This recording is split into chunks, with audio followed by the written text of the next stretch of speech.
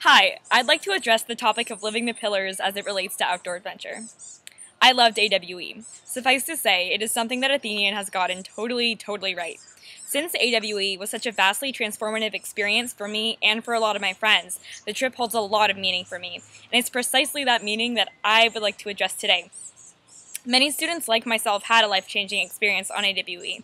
However, many also feel that the depth of outdoor adventure is not truly communicated throughout our school, and as a result, both students returning from AWE and the rest of the community lose out on the far-reaching benefits of the trip. Let me explain. When I was a freshman, I thought AWE was just about camping. I assumed that AWE was just about backpacking through some crazy weather and having to purify your water. When I actually got to go on AWE as a junior, I realized that this was not the case. Rather than just being about sunburns, heavy packs, and inside jokes, outdoor adventure is how Athenian students are able to gain a genuine connection with nature and develop themselves as individuals. AWE is what shapes our moral codes, our personal values, how we want to live in the world, and the people we want to be. Basically, AWE shapes our students' characters in a way that few things we do in life will ever parallel. This is why the most amazing thing Athenian did for me was to send me on AWE.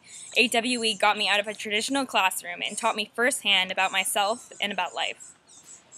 The catch is that students are thrust back into everyday life as soon as they return from AWE, without much time for reflection or sharing about their experience. So, a lot of AWE's incredible impacts are lost within a month that students return from the trip. I'm talking about students who, on the trip, talk about how AWE taught them that there was more to life than money, that external appearances weren't all that mattered, that they deserved to love themselves, that nothing is really impossible. These students return home with a desire to live meaningful lives based on these insights. However, now, a month after we've returned from AWE, these same kids have told me that they've lost it, that all these revelations have mostly slipped away. One girl told me with a laugh that she could barely imagine ever feeling the positive, empowering way she felt on AWE. As the Outdoor Adventure Group, my peers and I have concluded that students returning from AWE need help articulating the changes they've gone through and the meaning they found on the trip, or else these changes will mostly slip away and be replaced with old ways of thinking. It's hard for students to just talk about on their own. They need the support and structure within our community to allow them to do so. When people ask about AWE, students often resort to just generically saying, "It was awesome," because it's hard to articulate such a profound experience on the spot. We need means of informal reflection to turn over our experiences in our minds so that we can communicate insights effectively and genuinely with our peers.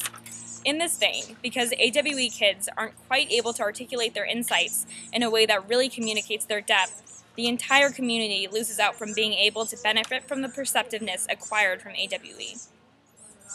As a result, few people, teachers and underclassmen alike, truly understands why AWE really matters.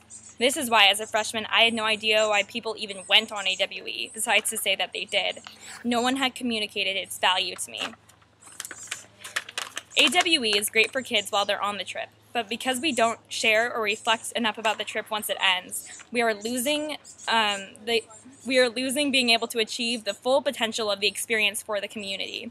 AWE kids lose out on their insights, and the rest of the school doesn't get much access to these insights at all.